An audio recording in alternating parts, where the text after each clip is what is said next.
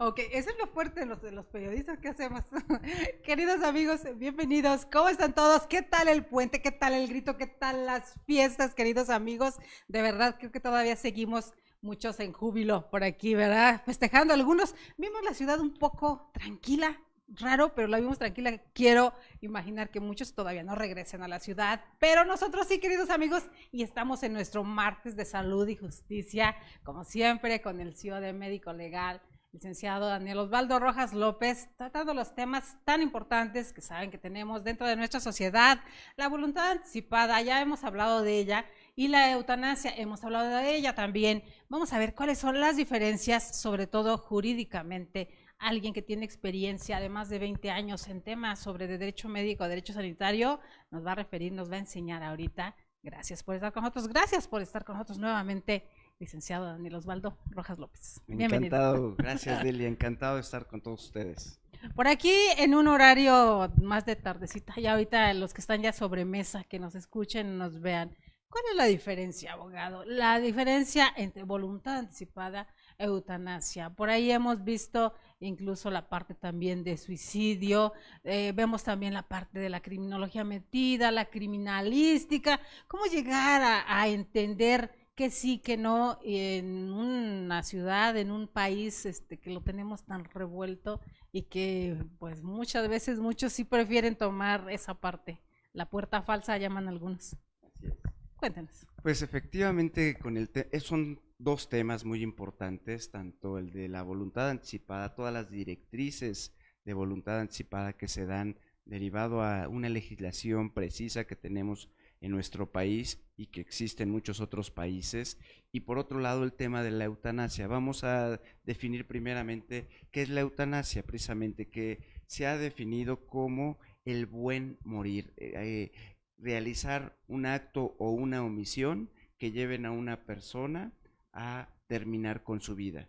Y se han referido a morir de manera adecuada, con calidad, con dignidad. Y de ahí han salido algunos otros temas como la ortotanasia, como el bien morir, que incluso ya se han utilizado en sustitución, dijéramos, del término de la eutanasia. Sin embargo, hay que decir, la eutanasia es una práctica que lleva a la vida, es una práctica que implica muerte, una muerte activa, producir la muerte de una persona por cualquier causa, sobre todo por cuestiones de humanidad.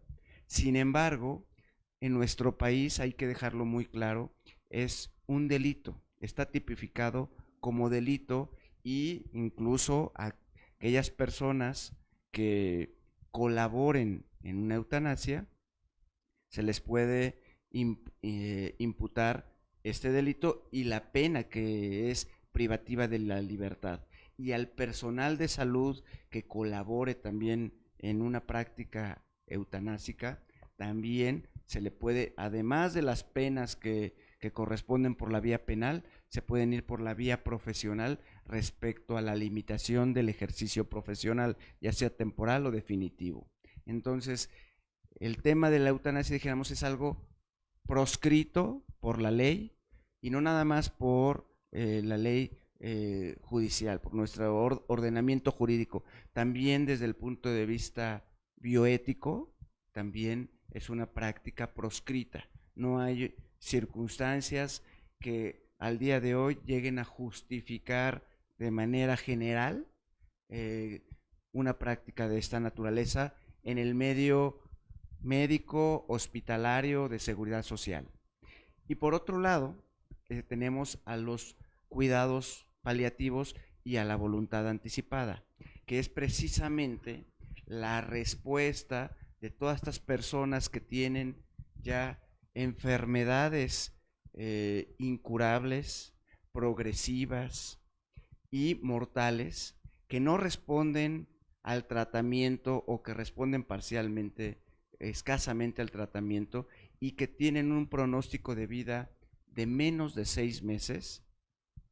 Entonces, para este tipo de personas que están diagnosticadas por estudios objetivos como que cursan con una enfermedad de tipo terminal, que son esas las características, para ellos la alternativa es precisamente los cuidados paliativos a través de la herramienta que hoy tenemos de la voluntad anticipada.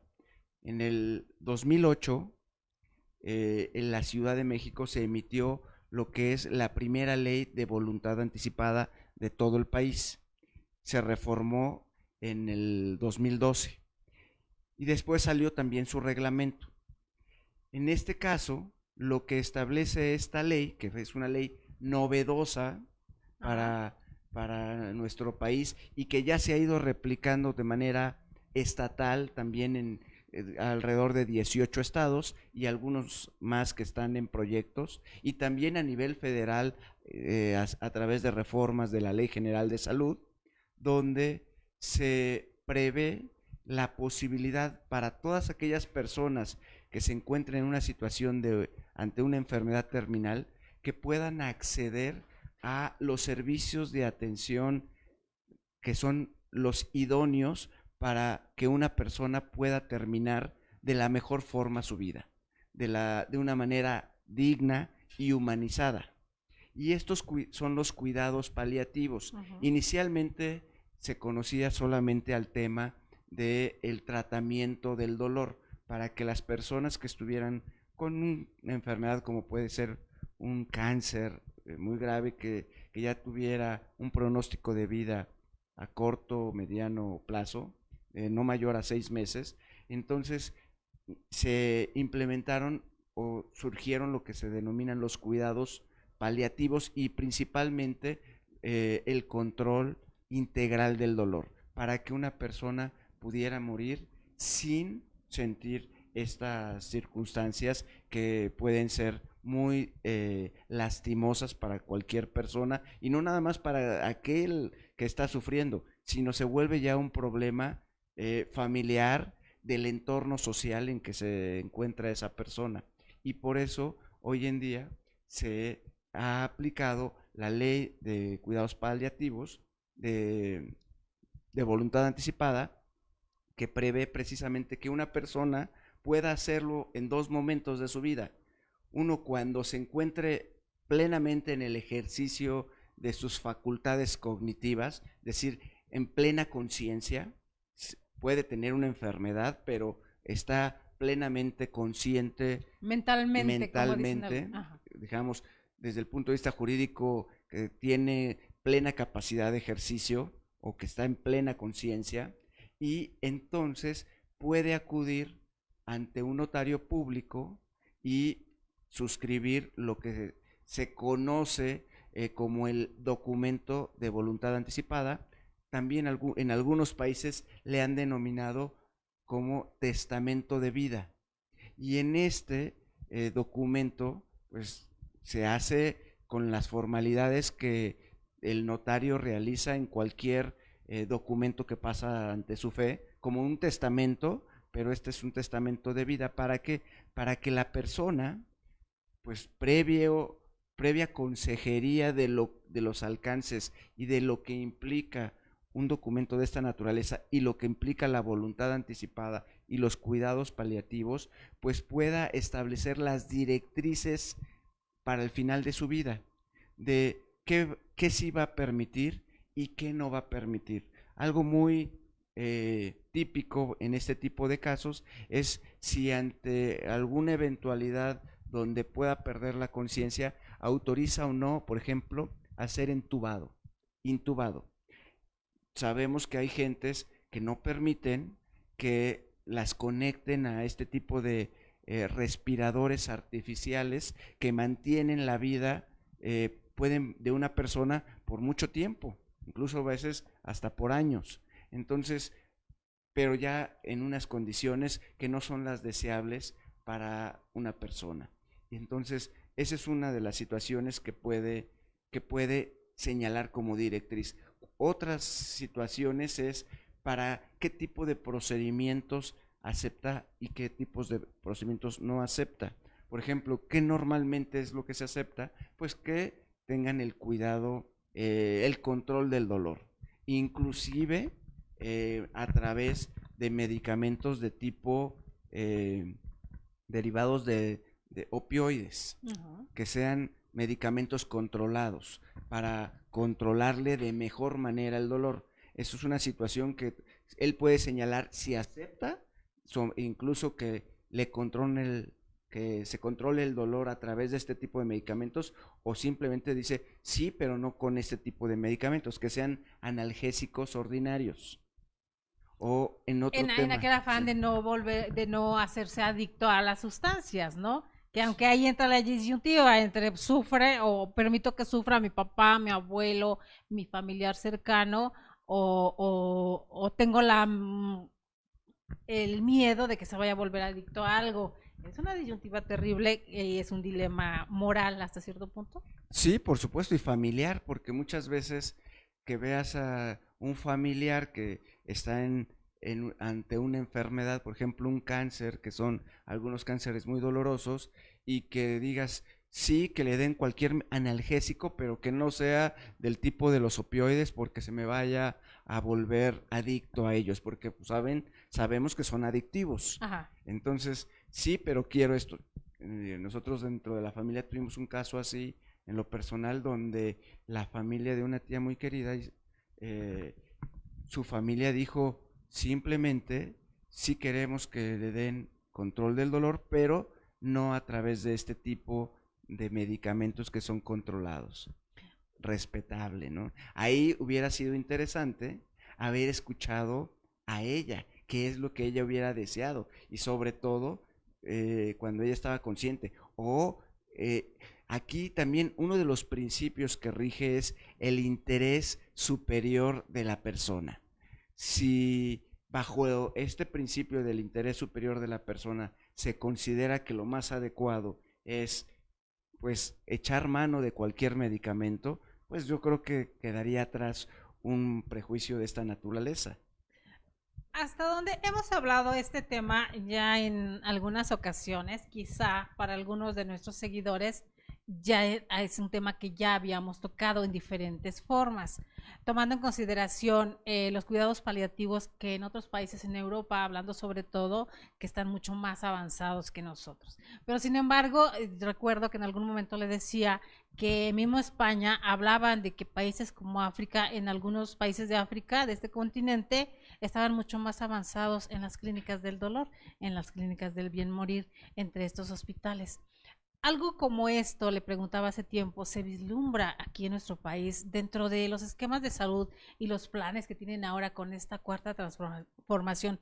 ¿Sería bueno implementar lugares como estos que existen en otras partes del mundo para ayudar a bien morir o a soportar sobre todo el dolor y la inclemencia de las enfermedades que aquejan a muchos mexicanos? Bueno, sería ideal. Lamentablemente en nuestro país quizás estemos todavía en los albores de esta nueva corriente de cuidados paliativos. Por ejemplo, hace unos días se acaba de dar a conocer por la Universidad Nacional Autónoma de México que a través de la Facultad de Medicina se va a iniciar por primera vez la especialidad de cuidados paliativos y se va a utilizar como sede el Instituto Nacional de Cancerología para pacientes que padezcan enfermedades terminales de cáncer o cualquier otra enfermedad. Aunque va a ser en el Instituto Nacional de Cancerología, pues dijéramos, no nada más va a ser para pacientes con enfermedades de cáncer, que no es la única enfermedad que pues presenta este tipo de situaciones lastimosas al final de la vida. Entonces, si tenemos que es una legislación que la Ciudad de México nació en el 2008, se reformó en el 2012 y después de eso se modificó la legislación federal para incorporar la parte de los cuidados paliativos y ahora ya se empieza a dar a conocer. La verdad es que estamos todavía en pañales porque ni siquiera todos los médicos, ni siquiera todas las instituciones de salud conocen los alcances y tampoco pues respetan el derecho de los pacientes a recibir cuidados paliativos en una situación de esta naturaleza. Lo vemos, por ejemplo, todavía en instituciones públicas o de seguridad social, que cuando un paciente tiene una enfermedad de esta naturaleza, lo dan de alta y lo mandan a su casa, le dicen por máximo beneficio.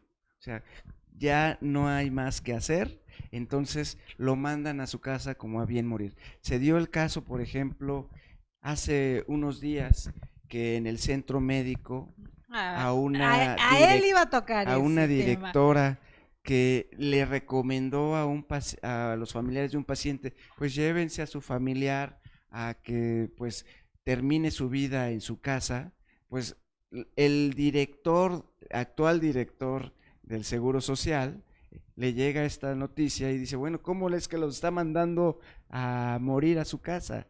No entiende el tema de los cuidados paliativos y de que incluso los cuidados paliativos han recomendado que el entorno mejor para que una persona pueda terminar su vida, pues es el entorno familiar, es el entorno de su hábitat normal, no una institución hospitalaria. Una institución hospitalaria a muchas personas o a muchos niños los pone en una situación de estrés, el ver batas blancas, el ver que entran y salen para ellos así tapados y saber que existe sangre y saber que existen enfermos y ver gente llorar y ver gente lamentarse, pues también genera una situación de depresión que no es lo ideal para poder terminar en una persona la vida. Hoy en día, a través de este tipo de nueva cultura,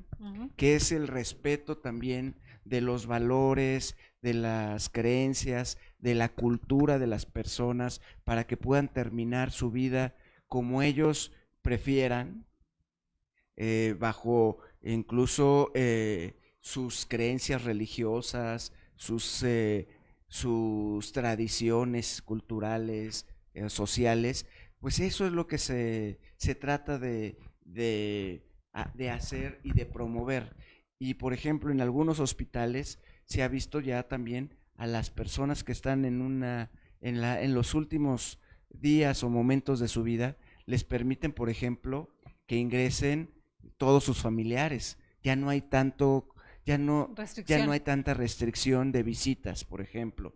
Se les permite que incluso los puedan visitar sus hijos cuando son menores de edad o sus nietos cuando son niños, que de manera habitual un menor de edad, un niño, no es permitido que ingrese a las instituciones hospitalarias por el peligro de contagio que pudiera tener, ¿no? Sabemos que los niños y los adultos mayores siempre son más vulnerables a contagios, son más sensibles a adquirir infecciones y por esa razón se ha restringido el acceso a los hospitales, pero en casos de esta naturaleza se ha permitido. Incluso hemos visto casos, no lo he visto en México, pero sí en otros lados, que hasta las mascotas, hasta los perros, algunas mascotas les permiten estar en el cuarto, en la habitación del hospital, para poder hacer el entorno más apropiado, donde se les permite que los familiares pues a lo mejor establezcan ritos o que llegue, por ejemplo, las personas que somos católicos, que llegue un padre, que llegue un ministro de culto, que les tomen la confesión, que les den la comunión, que puedan terminar la vida de acuerdo a sus creencias. Eso es lo que se está promoviendo con los cuidados paliativos. Por supuesto, todo el tema del control del dolor, todo el bien morir, que una persona no muera con dolor, que no se muera por falta de hidratación, por falta de alimentación y de higiene. Son, creo que, los elementos básicos que pueden definir al bien morir. Es hidratación, alimentación, higiene y no dolor. Esos 4 elementos son los requisitos mínimos indispensables para que alguien pueda considerar el bien morir. A lo mejor tendríamos que adicionar el entorno también, que tú puedas decidir en qué lugar y bajo qué circunstancias. Si lo quieres hacer acompañado de toda tu familia o nada más de tus familiares más cercanos, o que incluso puedas disponer situaciones de qué va a pasar después de tu muerte, de cómo se va a disponer de tu cuerpo, si te van a inhumar, te van a incinerar, si te van a velar, en qué lugar, bajo qué circunstancias. Se le tenemos hoy en día también todo lo relacionado a la tanatología, el acompañamiento que se le hace a una persona, a un paciente que está en una enfermedad de esta naturaleza. Y a toda la familia. Y a todo su entorno, para que, dijéramos, a través del acompañamiento se les pueda instruir y sensibilizar en este tipo de procesos, que es un proceso que, si bien es cierto, es un proceso controversial, la muerte es controversial, también hay que decirlo que es inevitable. Entonces, no tenemos que tener miedo de hablar de la muerte en ningún entorno, y hacerlo en nuestro entorno más cercano, que puede ser el más sensible, que puede ser el de la familia, como el entorno con tu prestador de servicios de salud, con tu médico, con tu institución, con tus amigos, con tu equipo de trabajo, para que se respeten las directrices de vida que tú puedas señalar. Entonces decíamos que había dos formas. Uno ya lo dijimos, que es ante notario, y la segunda es cuando no lo pudiste hacer ante notario por cualquier razón. Entonces se puede hacer cuando llegas a la institución hospitalaria o ante el prestador de servicios de salud que te va a atender en la última etapa de tu vida. Puede ser el médico, puede ser una clínica o incluso en su consultorio, y ahí lo que vas a suscribir es lo que se denomina el formato de voluntad anticipada. Okay. Este sí es un documento que está regulado y está previsto en la ley y el reglamento de voluntad anticipada. Es un formato ya preestablecido, como un machote ya que ya tienen ahí. Sí, que ya es un machote preestablecido, que está disponible del público en general vía internet. Cualquier persona puede entrar a la coordinación de voluntad anticipada de la Ciudad de México y bajar el formato y ver de todo lo que refiere el formato, y ese formato se tiene que requisitar con un prestador de servicios de salud necesariamente.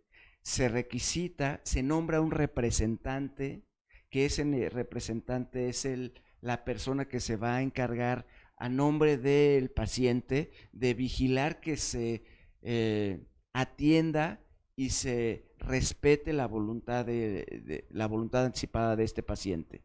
Y ese formato se va a mandar a registrar a la coordinación de voluntad anticipada a través del coordinador de voluntad anticipada de la institución de salud, y una vez que ya esté inscrito, entonces sí ya se puede hacer efectivo ese documento frente a todo el personal de salud que participa en la atención, porque decimos que estamos en pañales todavía en nuestro país, porque aun cuando existe una legislación en esta materia, no todo el personal de la salud está, dijéramos, capacitado, no tiene el conocimiento necesario para aplicar la parte de los cuidados paliativos.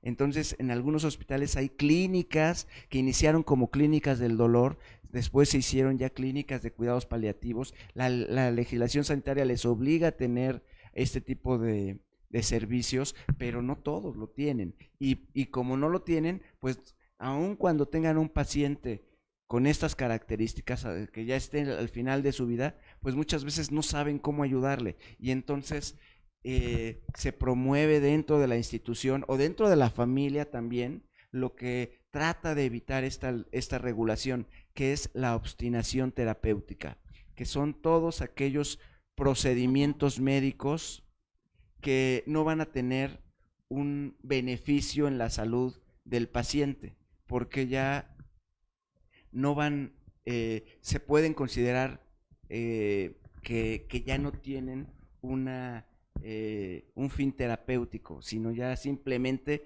es alargar o prolongar de manera a veces innecesaria la vida del paciente. como con ponerle... diferentes beneficios muchas veces, ¿no? Para muchos. O sea, son muchos los momentos en que tal vez la persona tiene suficiente dinero para pagar ahí y por decisión de los familiares o por conveniencia incluso de alguien más pudieran mantener con vida a esta persona, tratándose de eso. Sí, por supuesto. Por ejemplo, algunas veces sí, eh, personas que tienen familia fuera de la ciudad o del país y que desean que se espere el momento final de una persona a que lleguen sus parientes que viven más lejanos, o fuera de la ciudad, pues en esos casos quizás sea válido. Pero también hay algunos casos donde se ha señalado que el encarnizamiento terapéutico pues tiene eh, a la mejor situaciones ya de otra naturaleza, a lo mejor intereses de la familia, Ujú. o tiene también intereses, alguien pudiera pensar, intereses económicos de seguir dando una atención médica hospitalaria que a lo mejor ya no necesite, o de alguna otra naturaleza. Se ha establecido que precisamente una de las bondades de los cuidados paliativos es que reduce primero los internamientos, porque ya no para cualquier situación que se ponga mal una persona, y sobre todo si ya la familia, el entorno cercano ya está bien asesorado, bien educado en materia de cuidados paliativos, pues ya pudiera hasta tomar decisiones de en qué casos sí y en qué casos no llevarlo a un hospital. Pero si no estás consciente de esta nueva posibilidad de salud, de atención médica, porque se ha incluido dentro de las acciones de atención médica a los cuidados paliativos. Entonces, si no tienes claridad, pues lo que vas a hacer es una familiar se pone mal y siempre lo vas a estar llevando a un hospital. Y muchas veces pudiera ser que el mismo hospital te pueda mandar a tu casa los aparatos e incluso el personal necesario para que una persona pueda atenderse o cubrir sus requerimientos de atención médica en su propio domicilio o donde él desee, a lo mejor en la casa de algún familiar o en algún otro lugar, ¿no? A lo mejor lo que señalabas como los hospice, ¿no? Que en otros Ajá. lugares se conocen como los hospice, que diríamos que son los hospicios, pero bueno, otras denominaciones más amigables que se les han señalado, donde son casas de adultos mayores sobre todo, donde pueden también terminar su vida de una manera más digna, menos invasiva, porque tú llegas a un hospital y pues lo primero vas a hacer que te van a canalizar, te van a poner oxígeno, te van a empezar un tratamiento medicamentoso y de ahí pues a lo mejor pudiera ser una cirugía si es que fuera necesario, algún procedimiento ya de tipo muy invasivo como una traqueostomía o que te pongan alimentación a través de sonda, por ejemplo. Eso también es una situación muy importante. Si tú al final de la vida en una directriz de voluntad anticipada aceptarías que fueras alimentado e hidratado a través de sondas. Que no es nada No fácil. es nada fácil, pero lamentablemente la pirámide poblacional que hoy tenemos es que cada vez tenemos más adultos mayores. Entonces, este tipo de casos es cada vez más ¿Va a frecuentes ir en aumento? y va a ir en aumento. La pirámide poblacional así va, es cada vez menos jóvenes, cada vez más adultos mayores, y este tipo de casos se va a hacer más frecuente. Entonces, sí es importante que empecemos a platicar dentro de nuestros entornos personales, familiares, sociales, estos temas. Son importantes, por eso la importancia, queridos amigos, de tratar el tema una y otra vez, ahora sí como dicen en la escuela, hasta que se nos grabe, porque son cosas interesantes e importantes. Esto que sucede en las redes sociales con esta doctora del IMSS vino a polarizar un poco la opinión pública, porque por un lado hay algunos que no estaban tan enterados, tan avesados en el tema, hablaban sobre el escarnio o la forma tan déspota, incluso decían algunos, de tratar a los pacientes inhumana, ¿no? Porque no estamos enterados a veces de todo lo que conlleva un caso, porque todos son diferentes, cada caso es individual. Entonces, en algún momento yo veía en redes sociales ese término que usted nos aplica ahorita, nos dice, aquí decía un amigo, lo único que le faltó a la doctora decir, porque pues lo dijo, no lo dijo enfrente de todo el mundo, lo único que le faltó a la doctora decir o no estaba en el lugar adecuado era que mandaba al paciente a su casa por máximo beneficio. Si hubiera dicho eso, con eso se libra. O sea, empezó una polémica y empezó una especie de debate entre algunos que sí saben y algunos que no, y ahí se tuvo uno que ir decantando entre los diálogos de uno y otro contra este rencor social que se ha ido acumulando y que permea en todos lados, abogado, de a los pobres nos tratan mal. Entonces, como no pagas, vete a tu casa a morir. En los hospitales privados, entre más tiempo quedes ahí, pues tienes para pagar, el hospital sigue ganando. Entonces, la forma de pensar se radicaliza en mucho y surge un encontronazo. ¿Hasta dónde también la capacidad del personal médico necesita más capacitación en puntos como este? No estamos hablando de profesionales de la medicina, sino en el área humanística, en la otra parte.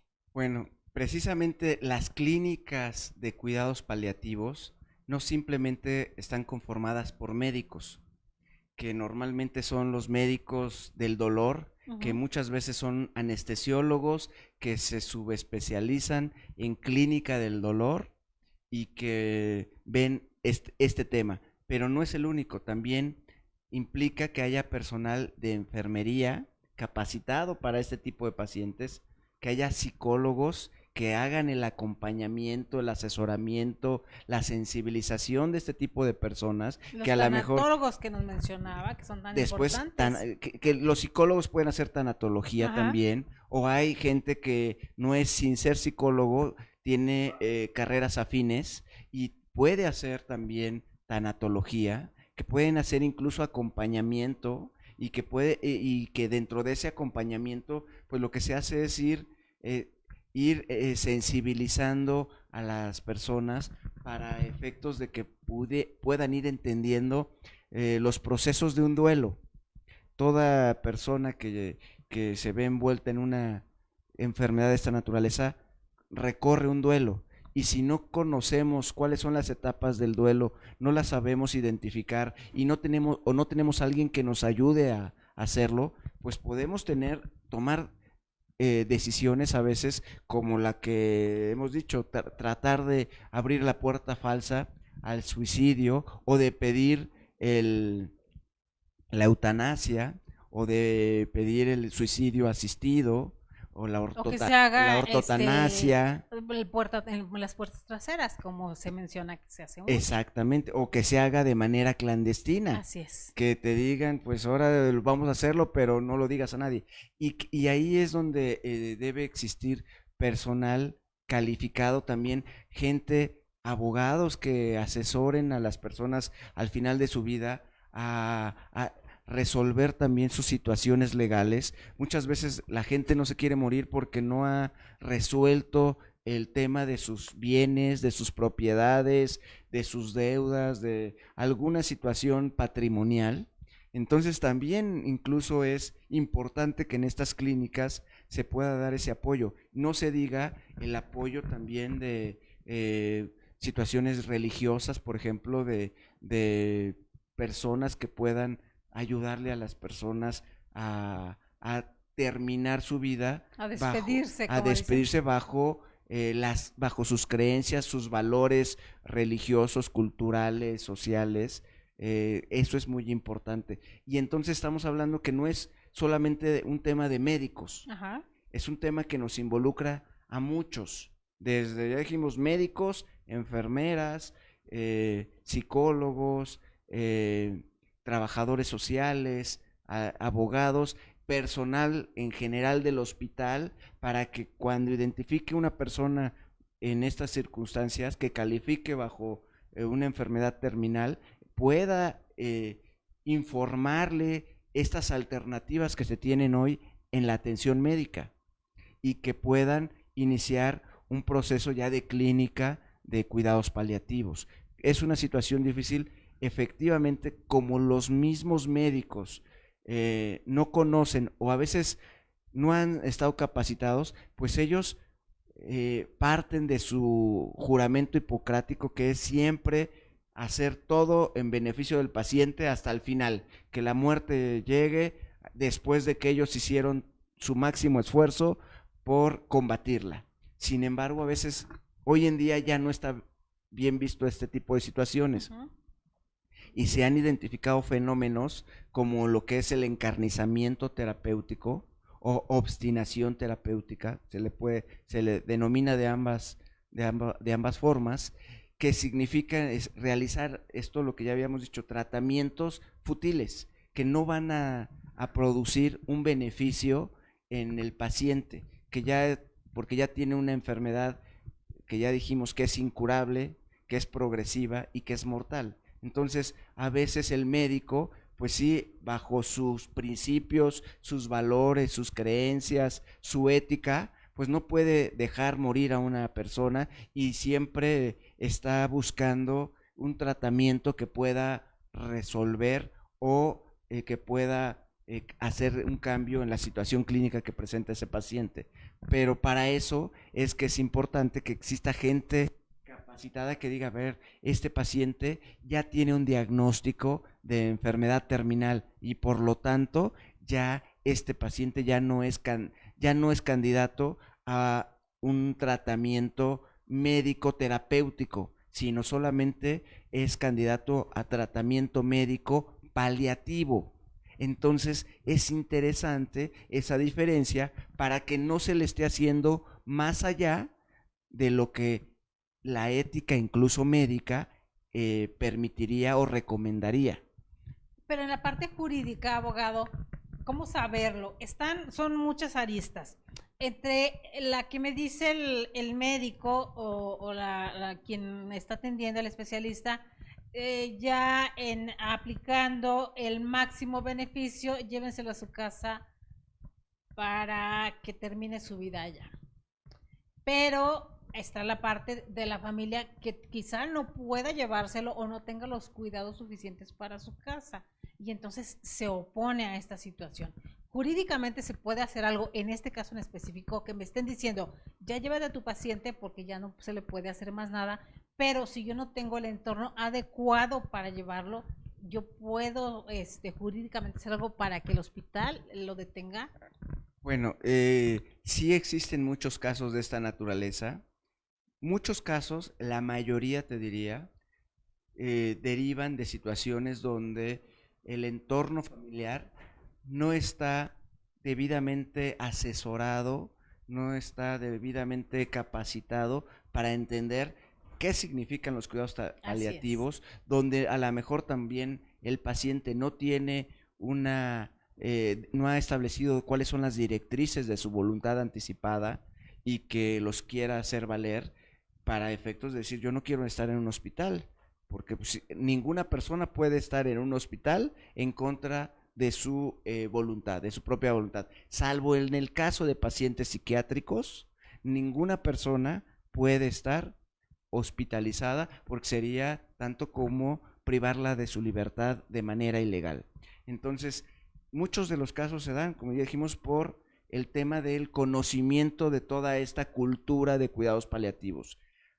Sí hay casos también que la gente efectivamente o trabaja el esposo, los hijos, pensemos en el caso de que fuera la mamá, trabajan el esposo y los hijos, o en el caso que fuera el papá, trabaja la esposa y los hijos, no hay más familia que pueda hacerse cargo. Bueno, en estos casos existen este tipo de instituciones como las que decíamos, para que no son propiamente hospitales, porque un hospital tiene un fin distinto. El hospital tiene un fin no tanto paliativo, sino más bien terapéutico, de prevención quizá, de atención de enfermedades y de buscar combatir enfermedades, pero en pacientes recuperables. Ya cuando el paciente no es recuperable, por ejemplo, ya a veces en instituciones de seguridad social por ejemplo, ya pacientes añosos o que no son recuperables,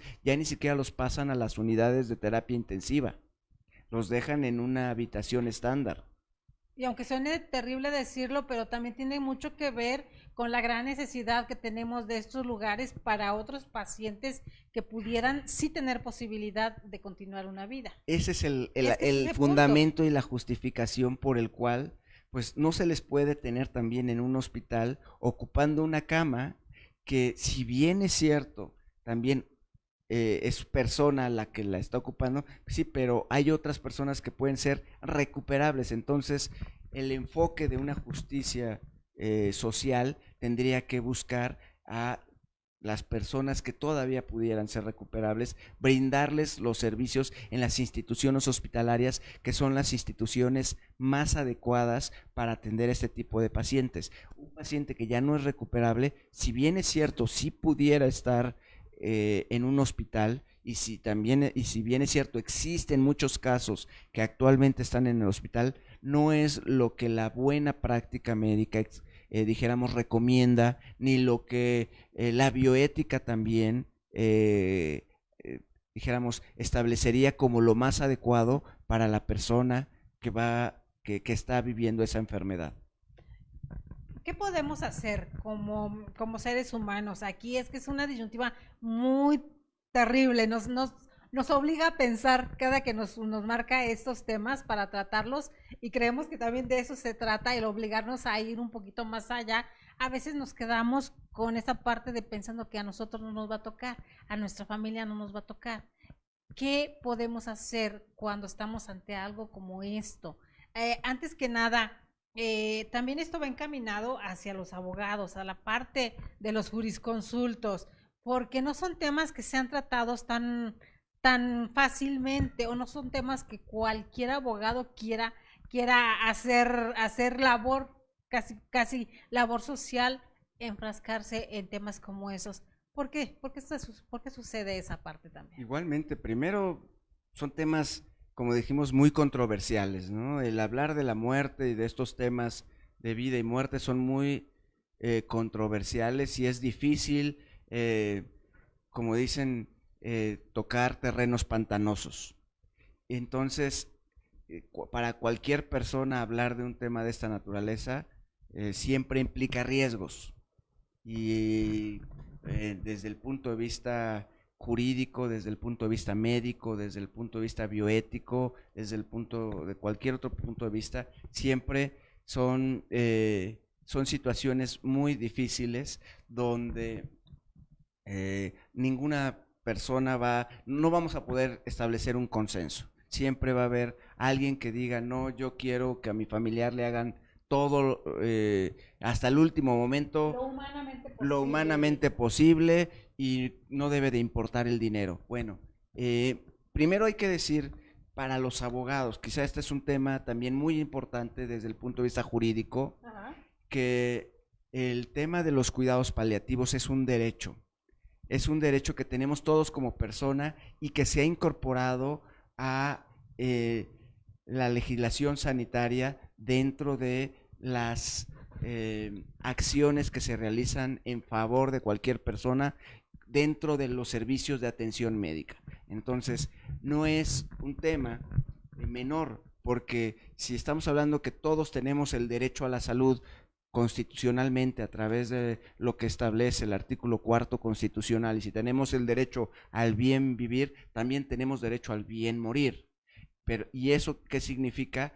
Que el Estado está obligado a brindarnos los servicios necesarios para tal fin. Entonces, si ya está previsto como derecho humano, si ya está previsto en nuestra legislación sanitaria, si hay leyes de voluntad anticipada, y ya se hizo también directrices, ya sea el documento o el formato, y la institución no te quiere dar el servicio, pues entonces sí puedes recurrir a la autoridad judicial para efecto de poder obligar a la autoridad, a las instituciones de salud o a la autoridad sanitaria a que te brinden esos servicios, porque es un servicio al que tenemos derecho. No es un servicio que sea distinto a lo que tenemos derecho bajo el derecho a la salud.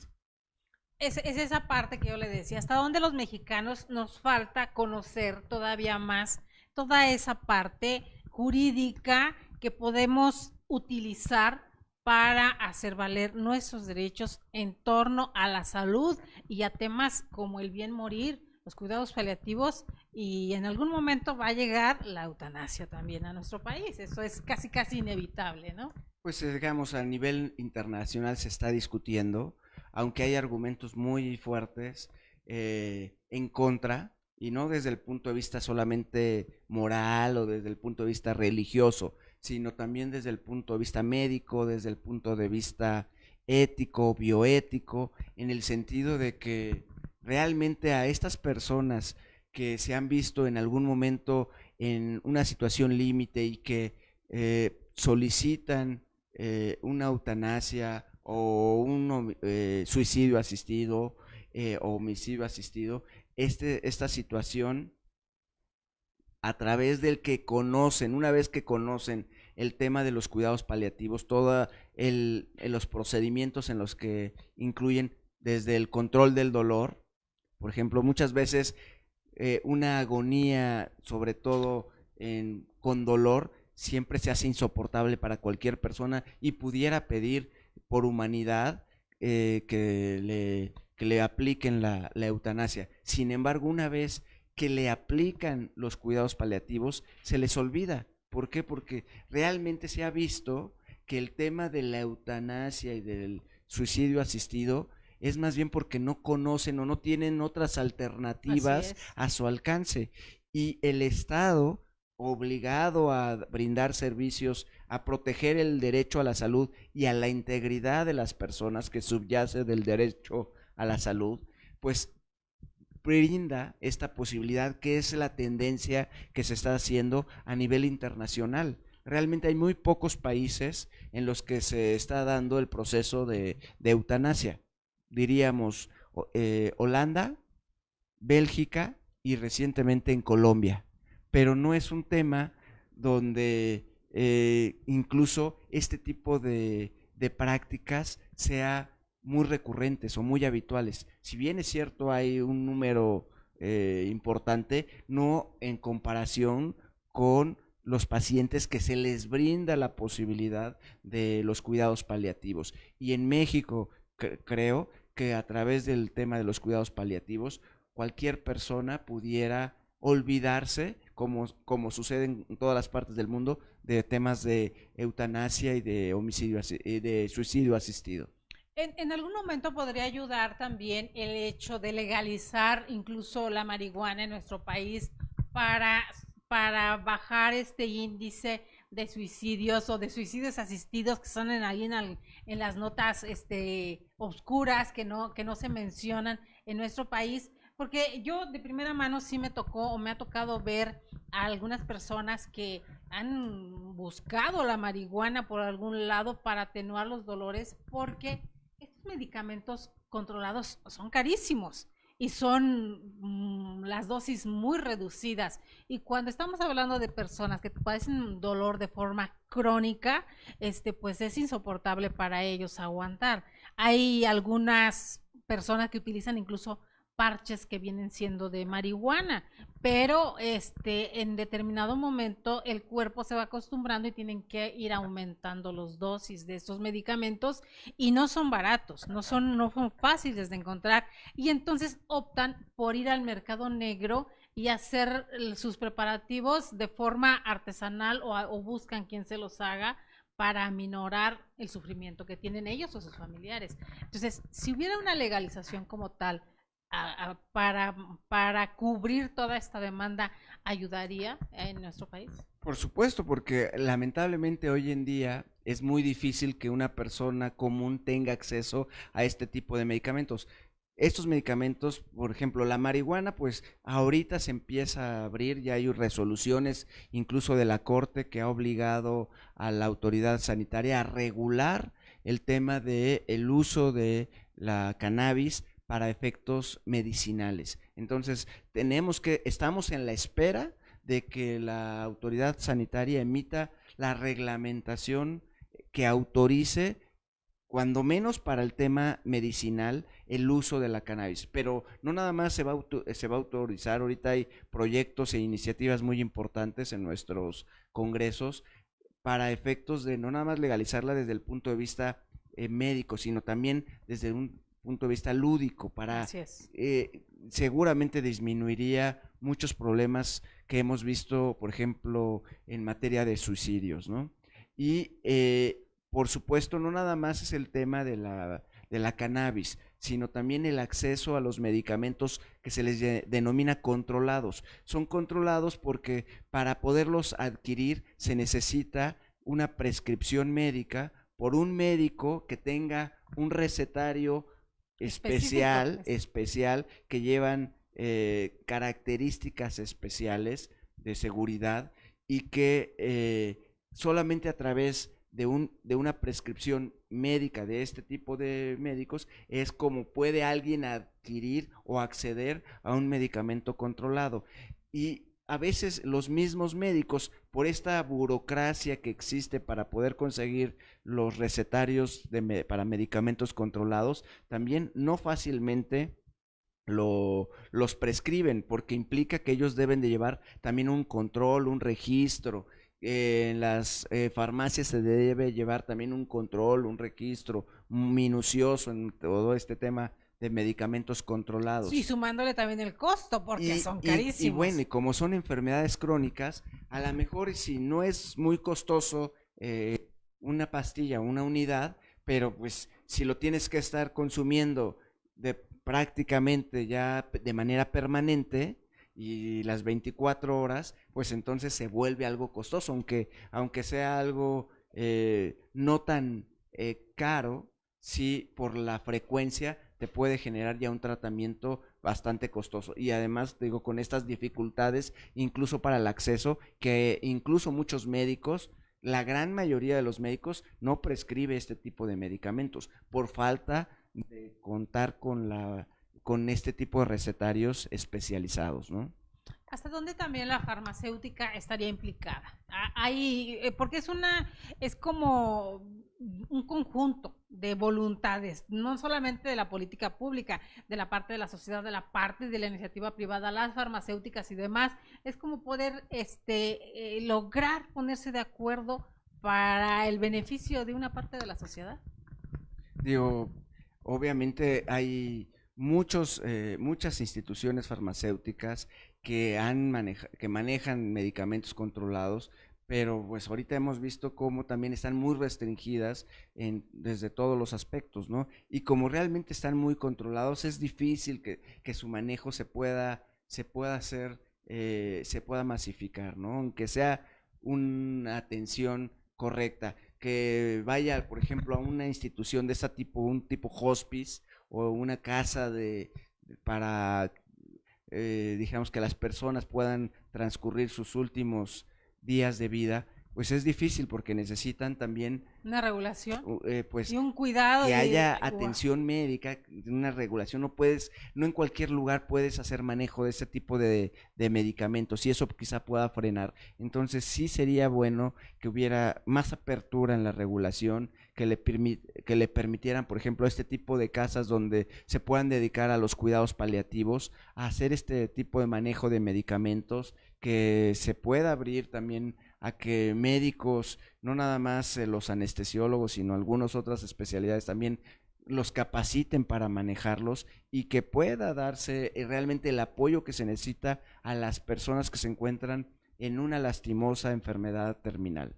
Esta parte sería como un bracito más de parte del sector salud de nuestro país que tendrían que ponerle atención, porque hemos escuchado en todas las conferencias y demás hablar de salud, pero nunca hemos visto tocar este tema. Hasta ahorita que yo recuerde, me voy a dar a la tarea de indagar por ahí, buscar en internet, pero no hemos visto que sea un tema tan tocado. Y déjeme le cuento que hace un año, un poquito más, y el año pasado estuve yendo a todos los foros de salud prácticamente que estuvieron haciendo precisamente con la nueva y cuarta transformación. Sin embargo, son temas que no se tocaron mucho, ¿eh? Pues difícilmente, digo, ahorita Nuestro actual gobierno está en problemas quizá todavía más grandes de organización, de cuál va a ser la forma en la que se va a prestar los servicios de salud a la población en general en el futuro. Estamos viendo que están quitando lo que es lo que era el ¿Popular? seguro popular, que va a iniciar un nuevo instituto de salud para el bienestar y todavía están en otros temas. Hemos visto que la parte de medicamentos, cómo han tenido problemas, quitaron a los distribuidores.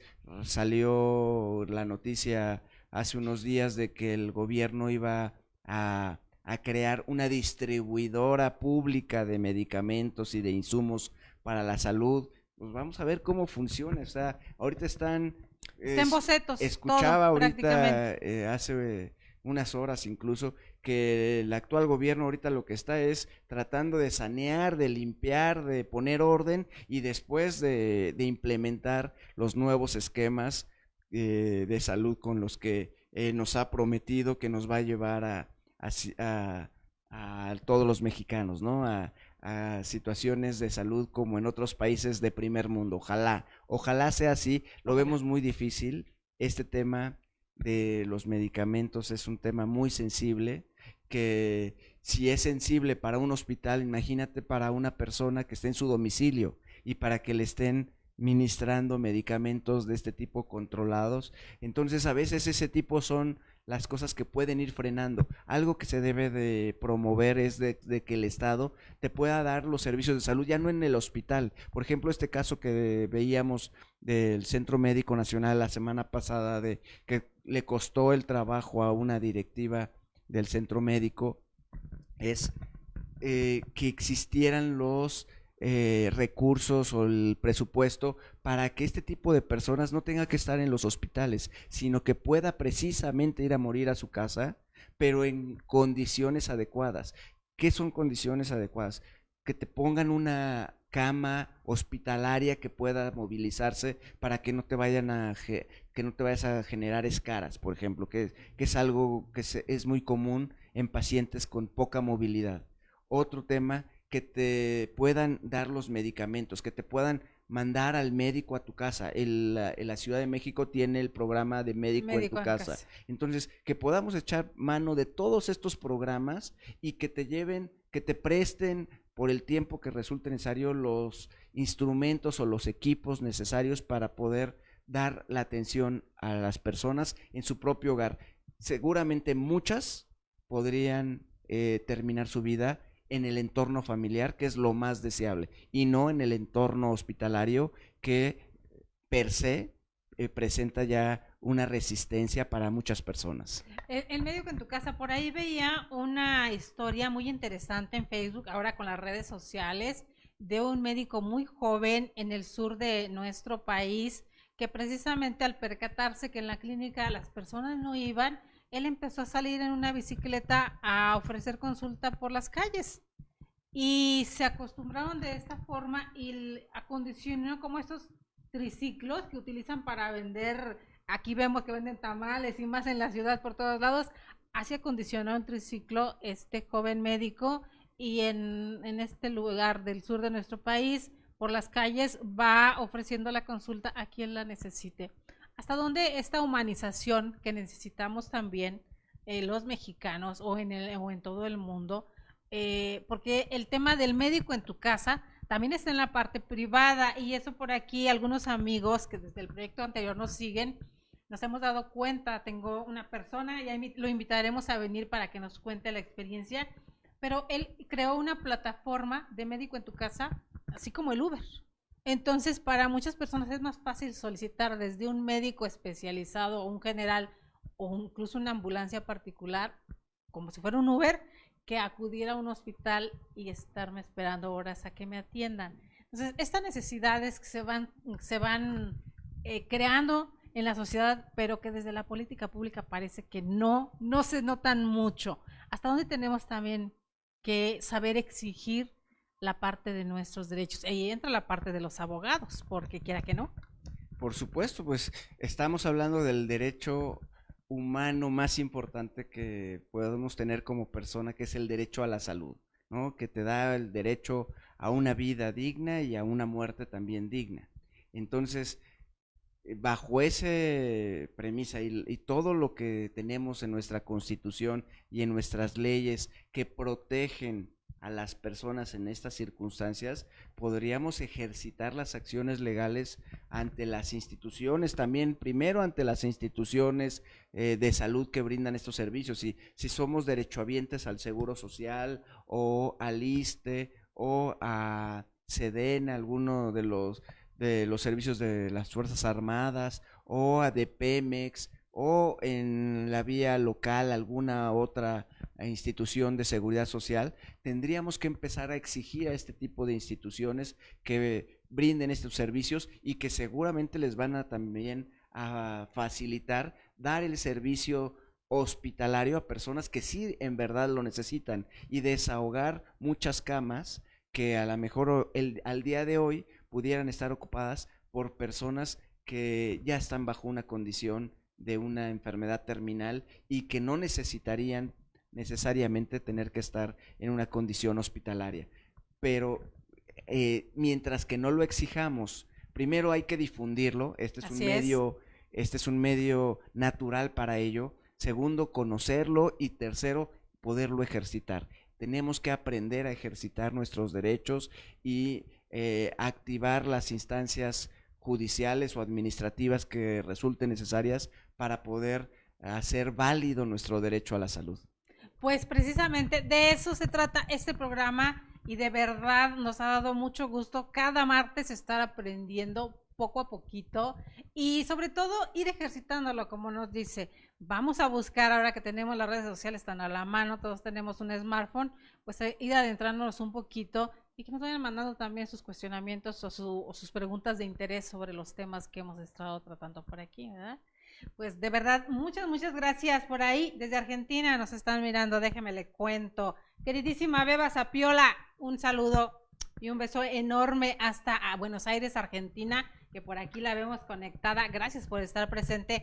Gracias, un país que también muchas veces los temas que tratamos pareciera que están hermanados y estamos en la misma sintonía por todos lados. La problemática parece ser mundial, no de cada país, ¿no? El tema hoy en día de la lucha por el respeto a la vida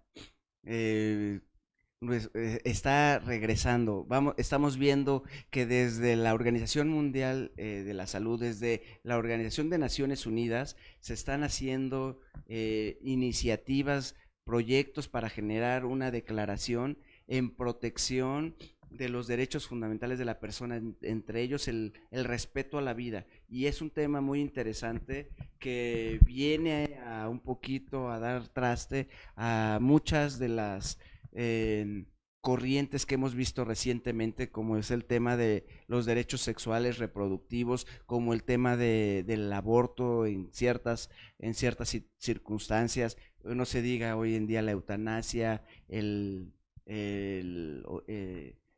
homicidio asistido, en todos este tipo de temas está siendo nuevamente puesto en primer plano a nivel internacional y lo vamos a estar discutiendo y vamos a estar viendo que se va a estar discutiendo en los principales foros del país y también a nivel internacional. Así es. Pues queridos amigos, de verdad, muchas gracias. Diana Fernández, un saludo hasta Tamaulipas, queridísima Diana, a Tampico, por ahí vemos conectándose. Deben estar sorprendidos por la hora, pero siempre hacemos las excepciones porque sabemos que nuestro querido licenciado, siempre litigando, siempre trabajando, pues de repente en los tribunales no les sí venga después, ¿no? Ahí se tiene que cumplir en tiempo y forma. Muchas gracias, de verdad, nos deja temas muy importantes, muy interesantes, y para el próximo martes, como que ¿de qué se va a tratar el asunto? A ver, cuéntenos un poquito o lo tenemos de sorpresa. Tenemos una sorpresita que lo estamos armando y en los próximos días les vamos a comentar el tema. Perfecto. ¿Qué nos deja de tarea?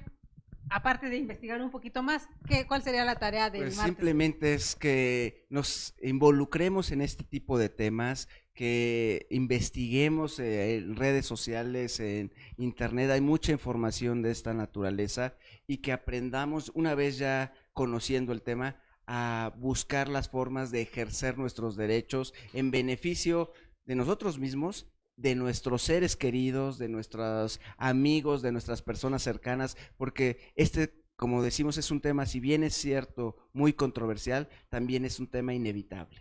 Así es, queridos amigos. Y por otro lado, si tienen alguna pregunta, alguna duda, algún cuestionamiento, déjenlo aquí en los comentarios del programa. Se los haremos llegar al licenciado. Y si no, les voy a contar un chisme. Búsquenlo ahí en el Face, está como Daniel Rojas, y pregúntenselo directamente para obligarlo a interactuar más, porque no es mucho de redes sociales, pero ya tiene Facebook, Daniel Rojas. Búsquenlo y entonces directamente le hacen las preguntas del tema, de todos los temas que hemos tratado en estos martes de salud y justicia. Muchas gracias por estar con nosotros. Gracias por haberme invitado nuevamente.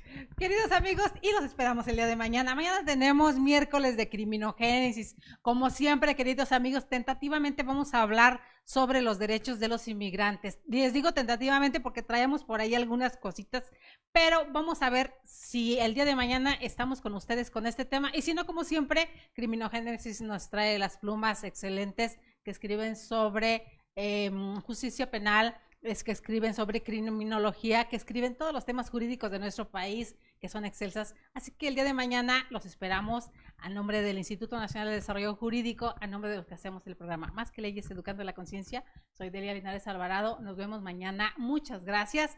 En un ratito más vamos a estar por ahí desde la conferencia de Nebraska. Recuerden que los martes tenemos conferencia desde Nebraska a las 6 de la tarde, así que los esperamos y ya luego les pasaremos el programa completo. Hasta mañana.